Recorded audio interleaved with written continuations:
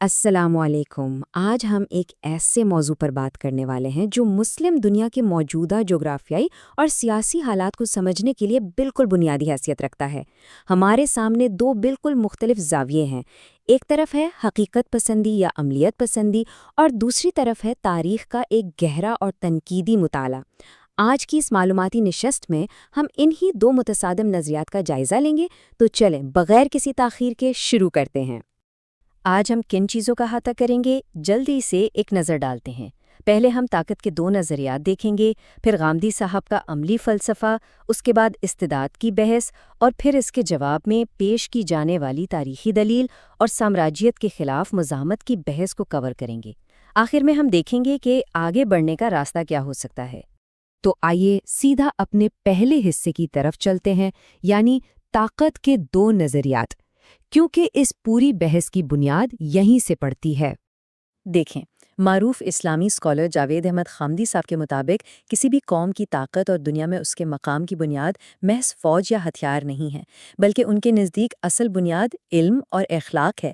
ان کا واضح استدلال ہے کہ دنیا میں قوموں کے عروج و زوال کا فیصلہ انہی دو چیزوں پر ہوتا ہے۔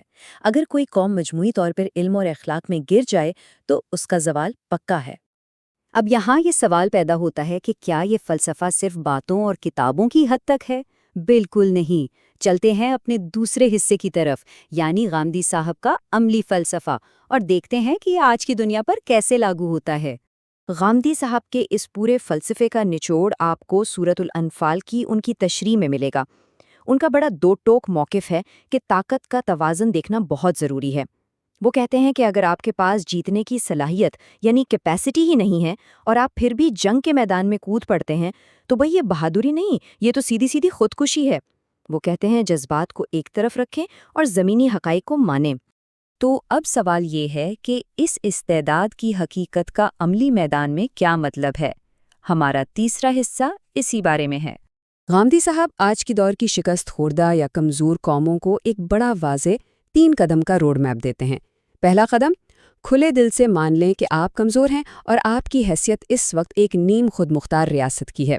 دوسرا قدم، مزید تباہی سے بچنے کے لیے امن معاہدے کریں۔ اور تیسرا اہم قدم، اپنی تمام تر توانائیاں اور وسائل صرف اور صرف اپنی اخلاقی اور تعلیمی تعمیر نو پر لگا دیں تاکہ مستقبل میں وہ کھوئی ہوئی طاقت واپس مل سکے۔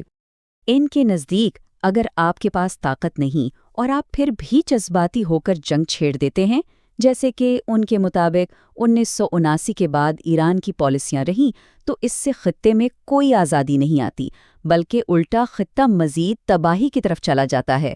ان کا ماننا ہے کہ بے وقت مزاحمت سے صرف اپنا ہی نقصان ہوتا ہے۔ لیکن ذرا ٹھہریں، کیا کہانی کا بس یہی ایک رخ ہے؟ کیا صرف آج کی طاقت اور استعداد کو دیکھ لینا ہی کافی ہے؟ تاریخ ہمیں اس بارے میں کیا بتاتی ہے؟ اور یہیں سے شروع ہوتا ہے ہماری اس بحث کا چوتھا حصہ، تاریخی جوابی دلیل۔ اس سوچ کے مطابق آپ تاریخ کو سمجھے بغیر کسی بھی ملک کی خارجہ پالیسی کا تجزیہ کر ہی نہیں سکتے۔ غامدی صاحب کے اس تجزیے پر ہونے والی تنقید یہ کہتی ہے کہ اس میں ایک بہت بڑا تاریخی خلا ہے۔ ناقدین کا دعویٰ ہے کہ صرف آج کی طاقت کے توازن کو دیکھنا اور مغربی سامراجیت کی اتنی لمبی جابرانہ تاریخ کو بالکل نظر انداز کر دینا ایک بہت بڑی فکری غلطی ہے۔ ذرا اس ٹائم لائن پر غور کریں۔ ناقدین بتاتے ہیں کہ بھئی یہ جاریت تو مغربی طاقتوں کی طرف سے شروع ہوئی تھی۔ 1951 میں محمد مصدق منتخب ہوئے، انہوں نے تیل کو قومیہ لیا۔ اس کے جواب میں 1953 میں CIA نے وہاں بغاوت کروا دی۔ پھر شاہ کے دور میں سواک جیسی ظالم تنظیم بنی جس نے سیاسی کارکنوں پر بدترین تشدد کیا۔ یعنی 1979 کے انقلاب سے تو بہت پہلے ہی پہلا وار مغربی سامراج کی طرف سے کیا جا چکا تھا۔ تو اگر ہم اس تاریخی پس منظر کو ذہن میں رکھیں تو اب چلتے ہیں 5ویں حصے کی جانب، سامراجیت اور دفاعی مزاحمت۔ یہاں سے حالات کو دیکھنے کی پوری تصویر ہی بدل جاتی ہے۔ غامدی صاحب کا خیال ہے کہ 1979 سے پہلے ایران کا دیگر ممالک کے ساتھ کوئی مسئلہ نہیں تھا، لیکن ناقدین اس بات کو ماننے کے لیے تیار نہیں ہیں۔ وہ یاد دلاتے ہیں کہ 1979 سے پہلے شاہ کے دور میں ایران اسرائیل کا قریبی دوست تھا، نیلسن منڈیلا کو قید کرنے والی نسل پرست حکومت کو سستا تیل دے رہا تھا، اور یمن اور عمان میں عوامی بغاوتوں کو کچلنے کے لیے ایک فرنٹ لائن فورس کا کردار ادا کر رہا تھا۔ یعنی وہ ریاست تو پہلے ہی سے ایک ظالمانہ عالمی نظام کا حصہ تھی۔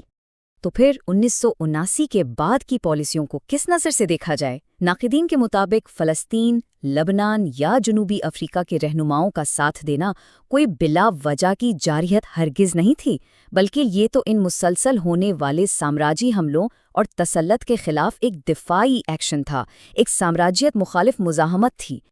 اس تنقید کی سب سے زبردست اخلاقی دلیل آپ کو اس جملے میں ملے گی۔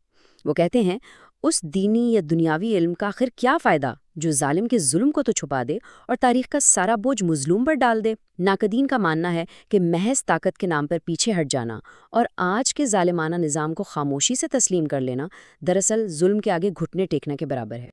اور یہاں یہ ہندسہ 92 بہت اہم ہے۔ ناقدین کے مطابق امریکہ نے دنیا بھر کے 92 ممالک میں حکومتیں تبدیل کروائی ہیں۔ یہ کوئی چھوٹا نمبر نہیں ہے۔ یہ ہندسہ بتاتا ہے کہ یہ کوئی وقتی مسئلہ نہیں، بلکہ دنیا بھر کی مظلوم قوموں پر مسلط کیا گیا ایک مسلسل عالمی دباؤ ہے جس کا انہیں سامنا ہے۔ تو ہم نے دونوں طرف کی بحث کو تفصیل سے سن لیا۔ اب اپنے چھٹے اور آخری حصے میں دیکھتے ہیں کہ آگے بڑھنے کا راستہ کیا ہو سکتا ہے۔ اگر ہم ان دونوں نظریات کو آمنے سامنے رکھیں تو ایک ہی دور کو دیکھنے کے دو بالکل مختلف انداز سامنے آتے ہیں۔ 1979 کے بعد کے ایران کو غامدی صاحب ایک ایسی ریاست مانتے ہیں جس نے اپنی اوقات سے بڑھ کر جارحیت کی، جبکہ ناقدین اسے ایک دفاعی اور سامراجیت مخالف قوت کہتے ہیں۔ غامدی صاحب کا مشورہ ہے کہ نیم خود مختاری کو قبول کر کے اپنی علمی استعداد بڑھائیں، جبکہ ناقدین کہتے ہیں کہ مسلسل سامراجی ظلم کے خلاف ڈٹ کر کھڑے ہو جائیں۔ تو اصل ٹکراؤ ان ترجیحات کا ہے۔ ایک طرف عملیت پسندی ہے جو کہتی ہے کہ بھئی پہلے اپنی بقا کو یقینی بناؤ، اپنی تعلیم پر فوکس کرو اور آج کے اس طاقت کے کڑوے سچ کو مان لو۔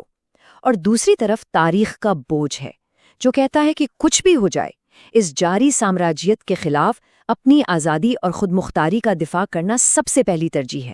مختصراً یہ کہ عالمی بحرانوں کو پرکھنے کے لیے ہمارے پاس یہ دو الگ الگ این کے ہیں۔